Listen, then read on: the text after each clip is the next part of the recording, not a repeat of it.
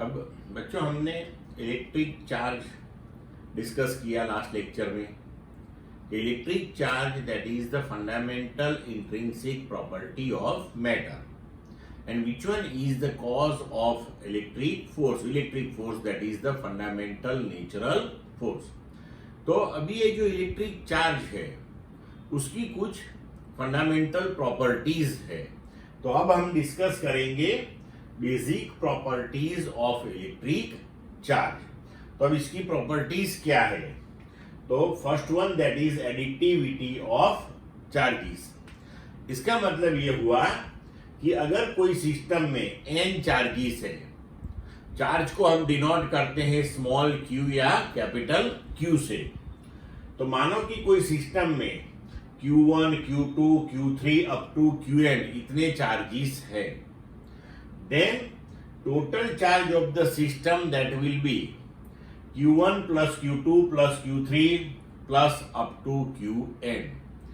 यहां पे हमें ये जो समीशन करना है that will be algebraic summation, क्योंकि हमारे पास जो चार्जेस है वो दो प्रकार के हैं, टू टाइप्स ऑफ चार्जेस आते हैं, राइट, पॉजिटिव एंड नेगेटिव। तो हमें समीशन में वो चार्ज की पॉजिटिव नेगेटिव साइन कंसीडर करनी है। Now charges has magnitude but no direction similar to the mass. उसकी सिर्फ वैल्यू होती है, उसे कोई डायरेक्शन होती नहीं है। Now proper sign have to be used while editing the charges in the system. मतलब कि हम ये कह सकते हैं कि when we take the total charge of the system, at that time we have to take the algebraic summation of all the given charges। अब देखो ये एग्जांपल से हम समझते हैं कि मानो कि किसी सिस्टम में 5 चार्जेस हैं, Q1 minus 1 coulomb, Q2 plus 2 coulomb, Q3 minus 3 coulomb, Q4 plus 4 coulomb, Q5 minus 5 coulomb. ये जो कूलम है उसका सिंबल है C, वो चार्ज का यूनिट है। 1 कूलम्ब चार्ज किसे कहते हैं वो हम आगे डिस्कस करेंगे। अभी इतना याद रखो कि चार्ज का जो यूनिट है that is coulomb. So for this particular system the net charge of the system, और we can say total charge of the system, that is the algebraic summation of all these, means minus 1 plus 2 minus 3 plus 4 minus 5. So resultantly you can write the total or net charge of this system, that is minus 3 coulomb. Clear बच्चों? अभी देखो next property that is charge is conserved। तो ये कहती है कि within an isolated system it is found that the total charge of the isolated system is always conserved. It is not possible to create or destroy net charge carried by any isolated system। Isolated system का मतलब ये है कि anything which one is charged one can't enter to the system, can't leave the system। तो इस हिसाब से हम गिने तो whatever is the net charge of the system that will remain always constant, or we can say charge is always conserved, charge cannot be produced, it can't be destroyed। Next thing, quantization of charge। तो quantization of charge क्या है? तो experimentally it is established charge available in the nature for any system, it is always in the integer multiple of some fundamental charge। So that fundamental charge that we denote by E, and that is the magnitude of charge of electron or proton। So charge on any system or charge on any body that is always in the integer multiple of some basic or fundamental charge, and that fundamental charge is E। So Q that is equal to NE। This is the meaning of quantization of electric charge। And the value of the basic unit of charge, E की value है 1.6 into 10 raised to minus 19 coulomb. अगर किसी body के पास N1 electrons है और N2 protons है, the total amount of charge on the body will be what?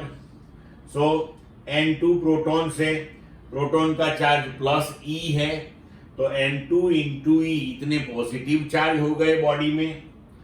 N1 electrons है, electron का चार्ज माइनस E है, so N1 into minus E इतना टोटल नेगेटिव चार्ज हो गया बॉडी में।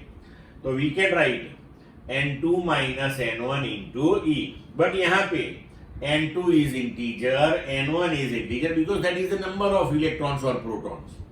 So we can say N2 minus N1, that is integer 1. Okay.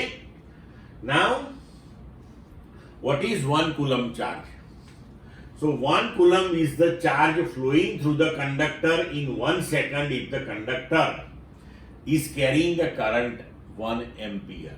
So किसी conductor में से अगर 1 एम्पियर करंट फ्लो हो रहा है, then we can say this thing in 1 second through this conductor, through any cross section, the charge flowing that is 1 coulomb. लेकिन अभी current जो है उसके हिसाब से हमने ये डेफिनेशन तैयार की कि 1 कूलम चार्ज हम किसे बोलेंगे, राइट? तो इसे हम अलग तरीके से भी समझ सकते हैं. अभी ये जो कूलम है वो लार्ज यूनिट है. सो हम डे टू डे लाइफ में milli coulomb that is 10⁻³ coulomb, micro coulomb that is 10⁻⁻6 coulomb, nano coulomb that is 10⁻⁹ coulomb, ये यूनिट्स भी यूज करते हैं. लेकिन हमेशा याद रखो ये मल्टीपल सब मल्टीपल अगर दिए हैं तो आपको उसका कन्वर्जन करना होगा, उसके बाद ही उसकी वैल्यू सब्स्टिट्यूट करना, ये हमेशा याद रखना बच्चों. अब देखो कि हम अलग तरीके से 1 कूलम चार्ज समझते हैं. हम जानते हैं कि इलेक्ट्रॉन का चार्ज कितना है, तो मैग्नीट्यूड वाइज वैल्यू वाइज हम लिखे तो कि 1.6 इंटू 10⁻⁻19 कूलम. तो 1.6 इंटू 10⁻⁻19 कूलम वो एक इलेक्ट्रॉन का चार्ज है. तो 1 कूलम चार्ज में कितने इलेक्ट्रॉन्स होंगे, राइट? तो अगर हम इसको सॉल्व करें तो n इक्वल टू 1/1.6 इंटू 10⁻⁻19. तो इसे हम लिख सकते हैं 10 इंटू 10⁻18, इसको ऊपर ले लिया, डिवाइडेड बाय 1.6.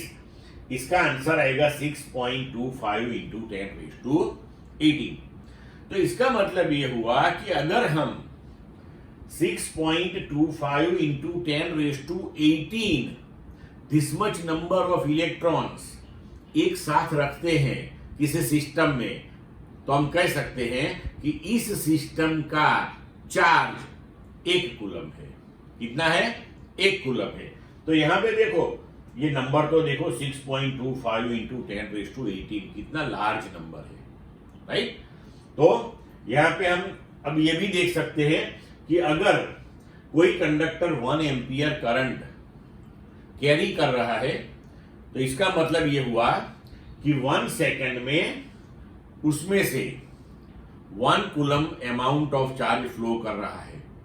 तो हम ये भी बोल सकते हैं कि 1 सेकंड में उसमें से 6.25 इंटू 10⁻18 इलेक्ट्रॉन्स 1 सेकंड में फ्लो हो रहे हैं. तो यहां ये भी याद रखना कि 1 एम्पियर करंट जो है वो भी बहुत बड़ा होता है, right? Ampere that is also large current. Clear बच्चों? आई बात समझ में?